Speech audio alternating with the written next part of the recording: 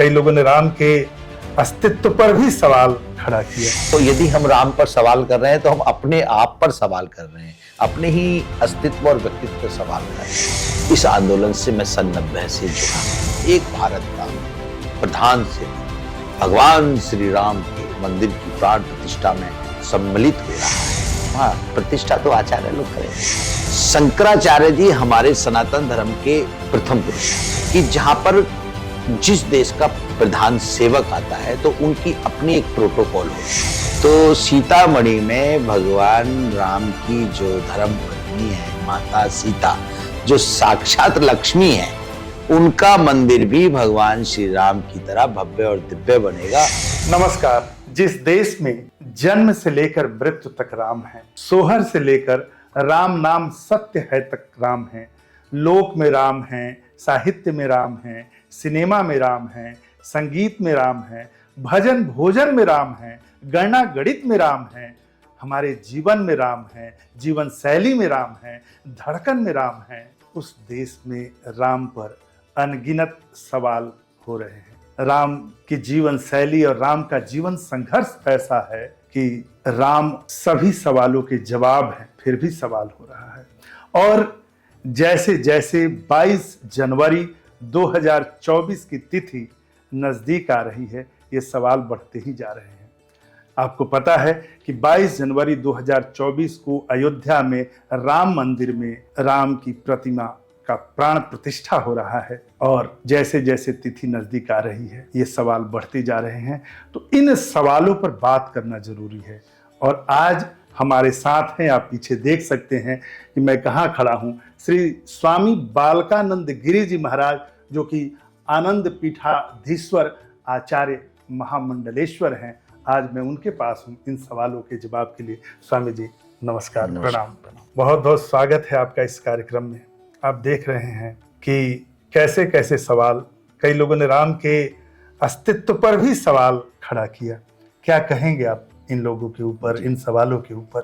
जी, जो लोग भगवान श्री राम के अस्तित्व पर सवाल कर रहे हैं, मुझे लगता है उनको ज्ञान नहीं है, वो विवेकहीन है। क्योंकि जो विवेक जिसके अंतःकरण में है, जिसने पुराणों का अध्ययन किया है या हमारी संस्कृति के जो पुस्तक हैं उनका अध्ययन किया है, वो ऐसे प्रश्न नहीं कर सकता, ऐसे सवाल नहीं कर सकता।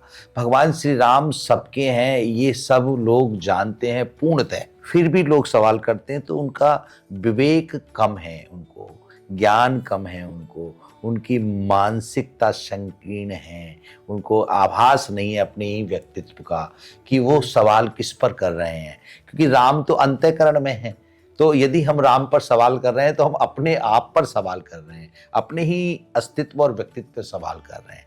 क्योंकि राम सर्वव्यापी है, जो सर्वव्यापी है उस पर सवाल नहीं किया जाता। आपको कुछ अजीब नहीं लगता कि राम के देश में ही राम पर सवाल हो रहे हैं? और मजे की बात स्वामी जी ये है कि अगर आपने एक लंबा समय दिया है इस राम मंदिर के निर्माण में, मैं उस संघर्ष की गाथा पर भी बात करूंगा। जो लोग ये ऐसा समय आया है कि राम का विरोध करते रहे हैं, अभी पूरा देश राममय हुआ है, वो लोग भी राम राम कर रहे हैं, तो अच्छी बात है कि उनको सद्बुद्धि आई है। लेकिन मैंने देखा है कि कुछ लोग जो राम का विरोध करते रहे हैं और गांधी के भक्त रहे हैं, वो गांधी से भी सीख नहीं लेते हैं कि गांधी भी पूरे जीवन राम को रटते रहे और मरते समय भी उन्होंने हे राम कहा। तो क्या कहेंगे ऐसे लोगों पर आप? जी देखिए, उन लोगों को क्या है कि उनको संस्कार का अभाव रहा है।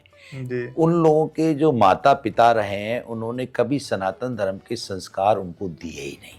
जिसको सनातन धर्म के संस्कारों के बारे में पता ही नहीं है, जिनको अपने पूर्वजों का इतिहास नहीं पता, तो वो लोग ऐसी बात करते हैं। गांधी जी सनातनी थे, गांधी जी भगवान राम के अनन्य भक्त थे, इसलिए पूरे जीवन काल तक, जब तक वो जीवंत रहे, तब तक उन्होंने राम के आचरणों को ही फॉलो किया, अपने अंतःकरण में धारण किया, और उनके रोम रोम में राम थे। इसलिए लास्ट समय में, अंत समय में जब उन्होंने प्राण को त्यागा, शरीर को छोड़ा, तब भी उनके मुख से निकला हे राम, तो वो राम में ही हुए।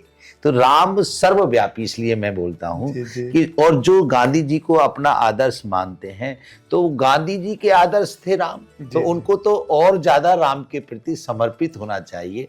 यदि वो समर्पित नहीं हो पा रहे हैं तो ये उनकी बुद्धिहीनता है, उनके माता पिता ने उनको संस्कार नहीं दिए, ये कमी है, और उनको आभास ही नहीं है कि मैं कौन हूं। जब उनको ये आभास हो जाएगा तो वो राम के परम भक्त बन जाएंगे।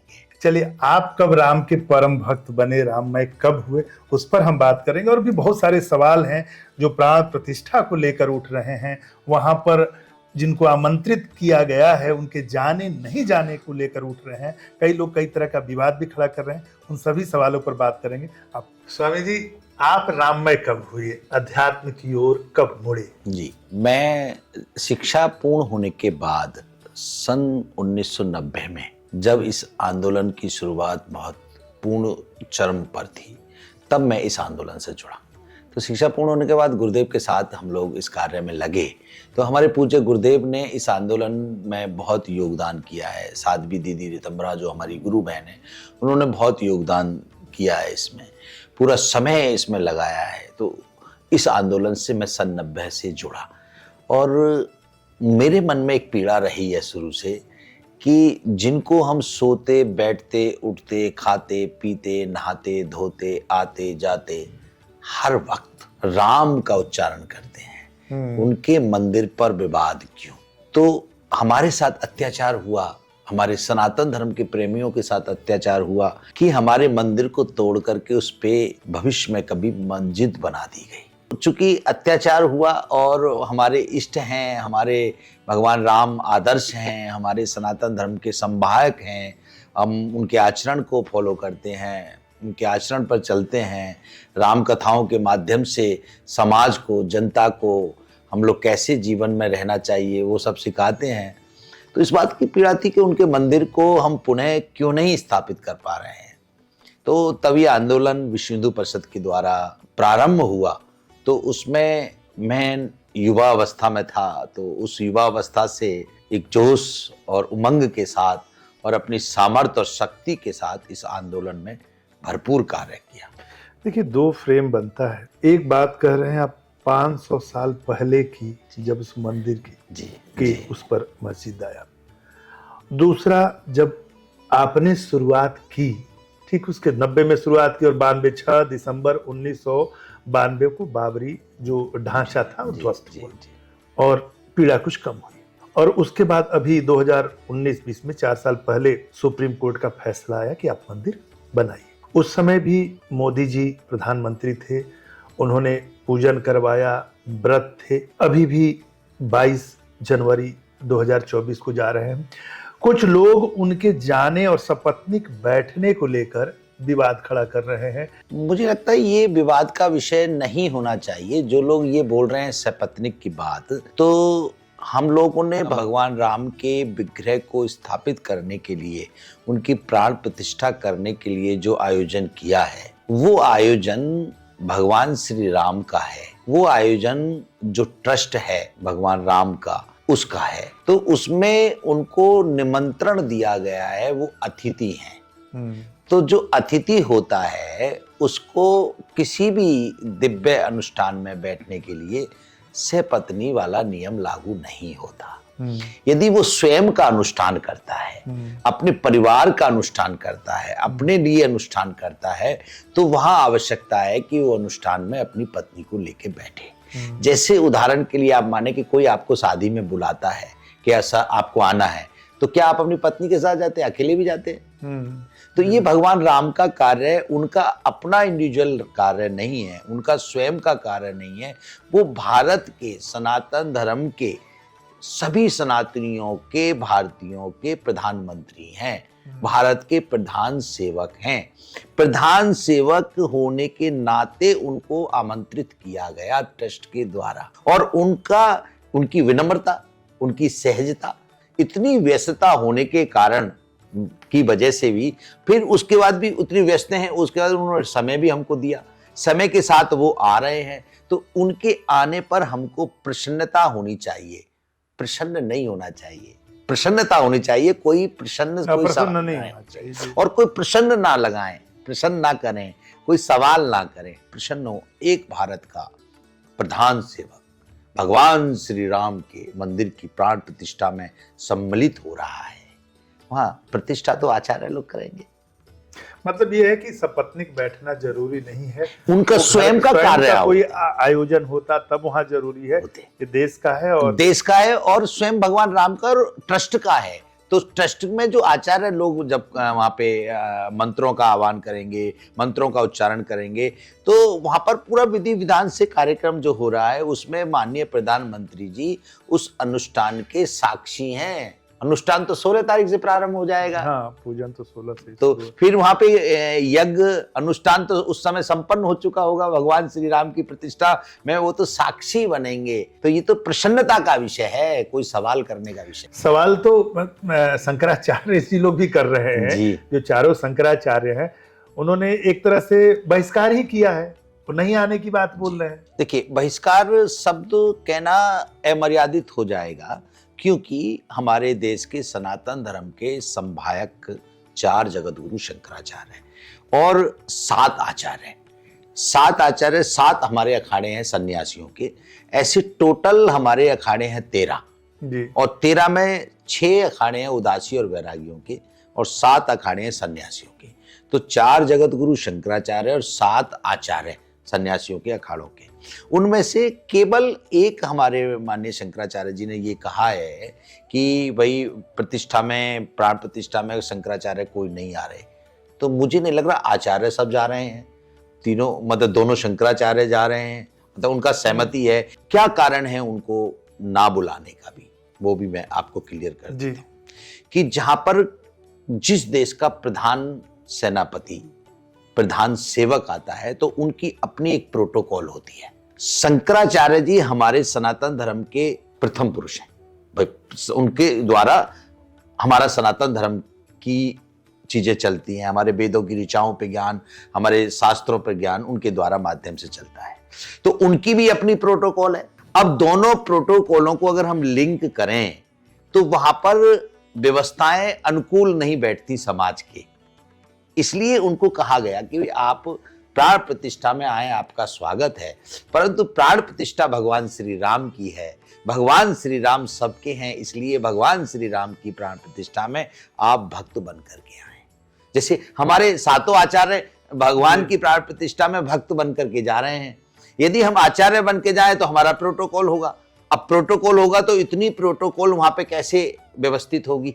तो इसलिए विश्व हिंदू परिषद की तरफ से निवेदन से सम्मान संतों को किया गया कि आप सब भगवान के भक्त बन करके भगवान की इस प्राण प्रतिष्ठा में सम्मिलित होकर के भगवान श्री राम के इस कार्य को पूर्ण करें। तो वो यदि नहीं आ पा रहे हैं, उनकी अपनी कुछ बात रही होगी, परंतु मुझे नहीं लगता कि कोई शंकराचार्य भगवान राम का विरोध करेगा। नहीं, राम का विरोध उन्होंने कहीं नहीं किया, ये कहीं नहीं लिखा। उनके नहीं आने और शामिल होने और नहीं शामिल होने की बात है। उनकी पर्सनल अपनी बात है कि मैं नहीं आ रहा हूं, परंतु बहिष्कार नहीं है। बहिष्कार करने का अधिकार स्वयं का हो सकता है, परंतु भगवान राम का कौन बहिष्कार कर सकता है। जिस राम के लिए हम लोग नित्य प्रतिदिन सोते बैठते उठते खाते पीते नहाते धोते श्री राम जय राम जय जय राम करते हैं, उन भगवान राम के इस कार्य का कौन बहिष्कार कर सकता है। बहुत सारे नेता भी कर रहे हैं। देखिए, नेता और अभिनेताओं की जो बात आप करते हैं, नेताओं का जो मोटिव है वो है राजनीतिक।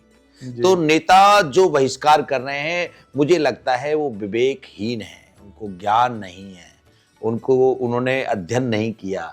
उनको पहले तो वो बोलते थे राम है ही नहीं, काल्पनिक हैं। अब राम का सब कुछ प्रमाणित हो गया, राम का मंदिर भी बन गया। अब उनको इस बात का दुख है कि हमको निमंत्रण नहीं दिया, आमंत्रित नहीं किया। अब जिनको आमंत्रित कर दिया वो कह रहे हैं कि हम लोग नहीं आ रहे। भाई नहीं आ रहे, तुम्हारा मन, ये तो भगवान का कार्य है, भगवान के लिए सब एक समान है। जो भगवान के इस कार्य में सम्मिलित होगा उसको भगवान का आशीर्वाद मिलेगा, जो सम्मिलित नहीं होगा तो भगवान उसको भी कोई विरोध तो करेंगे नहीं, उसका वो भी खुश रहे। जिसकी रही भावना जैसी, तिन मूरत प्रभु देखी तैसी, उसी रूप में उसको दर्शन हो जाएगा। अच्छा, इस बीच चंपत राय जी का बयान भी चर्चा में है। उन्होंने इसको रामानंदी संप्रदाय का कार्यक्रम बताया है? उन्होंने जो बताया है उनका कहने का तात्पर्य क्या था, पहले आप वो समझ लें, उसका स्पष्टीकरण होना अति आवश्यक है। जी, जी। कि उन्होंने कहा कि राम मंदिर तो रामानंदाचार्यों का है। जी। तो जैसे हमारे शंकराचार्य जी, शंकराचार्य मतलब शंकर आचार्य,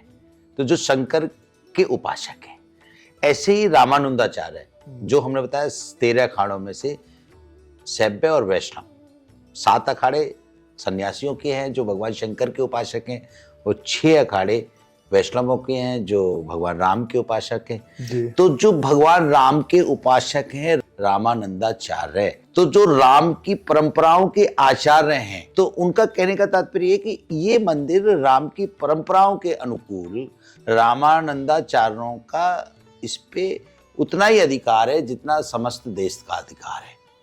ठीक है। तो जैसे कोई होता ना, जैसे जाति का कुछ बात, भाई ये अग्रवाल है, ये है, ब्राह्मण है, ये है, ऐसे नहीं होता। ऐसे एक बात उन्होंने कही कि ये मंदिर जो है रामानंदाचार्यों का भी इस पे उतना ही अधिकार है। नहीं तो मंदिर पर तो देश के हर नागरिक का, हर भक्त का अधिकार है जी। और उसी तरह से इसकी तैयारी हो रही है। पूरा देश उत्साहित है। तो इस ढंग की टिप्पणी, हाँ, मतलब उन्होंने, उनका कहने का तात्पर्य ऐसा कुछ नहीं था। अच्छा, गलत ढंग से लिया गया मतलब प्रेस ने, किसी ने किसी भी बात से लिया। उन्होंने बड़े सामान्य बात में, जैसे आप मुझसे पूछ रहे हैं, कोई सामान्य बात अगर मेरे से पूछी, जैसे आपने अभी उनके लिए पूछी माननीय प्रधानमंत्री जी के लिए कि सपत्नी नहीं आ रहे, तो मैंने बताया उनका इंडिविजुअल कार्यक्रम नहीं है, तो उनको निमंत्रण दिया गया है, तो इसलिए वो सपत्नी नहीं आएंगे। क्योंकि अब सन्यासी हम लोगों को बुलाया जा रहा है या किसी और को बुलाया जा रहा है, या किसी और लोग भी, इतने कितने भक्त ऐसे होंगे जो बिना पत्नी के उस अनुष्ठान में सम्मिलित होंगे। तो ऐसा नहीं लगता कि अच्छा, ये इतिहास साक्षी रहा है कि जब बड़े बड़े यज्ञ हुए हैं, अनुष्ठान हुए, तो उसमें विघ्न आते ही आते हैं। तरह तरह के सवाल, हमेशा इस सवालों की परंपरा रही है। मैं चलता हूँ आपका जो अखाड़ा है, पंचायती आनंद अखाड़ा, उसके तरफ से क्या तैयारी चल रही है? देखिए, उसकी तरफ से समस्त भारत वर्ष में जितने भी अखाड़े के प्रतिष्ठान हैं, मंदिर हैं, आश्रम से हैं, बड़े बड़े भव्य मंदिर हैं, समस्त भारत में है, ऐसा नहीं कि एक ही जगह है। तो उन समस्त भारत के मंदिरों में आनंद अखाड़े के जो मंदिर हैं, आश्रम से हैं, वहाँ सब पर दीपावली का आयोजन किया गया है। दीपावली, दीप जलेंगे, भगवान राम की जो विग्रह है, मूर्ति है, वो पूर्ण रूप से सजा करके उनका पूजा अनुष्ठान। और हमने ये कहा है अपने अखाड़े को कि आप सभी जगह गरीबों को भोजन प्रदान करें। अभी सर्दी है तो गरीबों को कंबल प्रदान करें। जैसे हमारे इस आश्रम में, इस मंदिर में 22 तारीख को गरीबों को भोजन, गरीबों को वस्त्र, गरीबों को कंबल प्रदान किए जाएंगे, क्योंकि भगवान राम की प्रसन्नता, भगवान राम का राम राज्य 22 तारीख से प्रारंभ हो रहा है। राम राज्य का मतलब ही है कि कोई दुखी ना रहे, सब सुखी रहें, सबको भरपेट भोजन मिले। तो वो शुरुआत हम अपनी समझ से ही कर रहे हैं कि हमारे इस क्षेत्र का कोई व्यक्ति उस दिन भूखा ना रहे। अन्य क्षेत्र के माध्यम से, भोजन वितरण के माध्यम से प्रसादी सबको मिले और सबको वस्त्र हम लोग दें और दीपावली मनाएं। चलिए, इससे इतर राम जी से इतर हम चलते हैं जहाँ उनका ससुराल था, सीतामढ़ी, जहाँ पर आप माता सीता के मंदिर की बात हो रही है, आप उसके लिए काम कर रहे हैं। क्या है वो सीता का मंदिर? और जिस प्रकार भगवान राम का मंदिर बना है, उसी प्रकार भव्य और दिव्य मंदिर माता सीता का बनेगा। उसकी भी योजना पूर्ण रूप से शुरू हो गई है। उसकी कमेटी जो कार्य करेगी वो भी पूर्ण रूप से नियुक्त हो गई है। उसमें बहुत सारे लोग जुड़े हैं। तो सीतामढ़ी में भगवान राम की जो धर्म पत्नी है माता सीता, जो साक्षात लक्ष्मी है, उनका मंदिर भी भगवान श्री राम की तरह भव्य और दिव्य बनेगा और 251 फुट की प्रतिमा माता की वहां पर बनाई जाएगी। मतलब अभी कुछ काम नहीं हुआ है, जगह ले ली गई है। और जगह को, जो भूमि को लेने के बाद जो उसको इकसार करने का कार्य है, पिलर का कार्य, मतलब अभी सूक्ष्म रूप में कार्य प्रारंभ हो गया है। अब इसके बाद में पूरा फोकस वहीं होगा और भव्य और दिव्य मंदिर वो जल्दी बनेगा, उस पर पूर्णतः कार्य है। कब निकल रहे हैं अयोध्या आप? हाँ, हम अयोध्या के लिए कल निकलेंगे। तो चूंकि पूज्य गुरुदेव हमारे इस ट्रस्ट के ट्रस्टी भी हैं, तो हमारी कुछ जिम्मेदारियां हैं जी। तो उन जिम्मेदारियों को निर्वाह करते हुए, सनातन धर्म के लोगों से मिलते हुए, अक्षत वितरण करते हुए, राम में वातावरण को करते हुए और अपने हृदय में राम को धारण करते हुए ठीक 18 तारीख को हम लोग अयोध्या में पहुंच जाएंगे। चले स्वामी जी, आपने हमसे बातचीत की, बहुत बहुत शुक्रिया। और सचमुच जो लोग ये कार्यक्रम देख रहे हैं, भारत ही नहीं पूरे विश्व के वो लोग जो इस ऐतिहासिक पल के साक्षी बनेंगे वो सौभाग्यशाली हैं, क्योंकि इस वर्ष 2 बार दीपावली मनाई जाएगी। 22 जनवरी को भी दीपावली है। पूरा देश और पूरे विश्व में जहां भी भारतीय हैं या जो भी राम को मानते हैं, यह केवल हिंदुस्तान की बात नहीं, बहुत सारे देश हैं और बहुत सारे लोग हैं जो राम को मानते हैं, वो दीपावली मनाएंगे। और दीपावली का मतलब है उजाला, रोशनी, ज्ञान, खुशी। ये पूरा संसार खुश रहे। नमस्कार।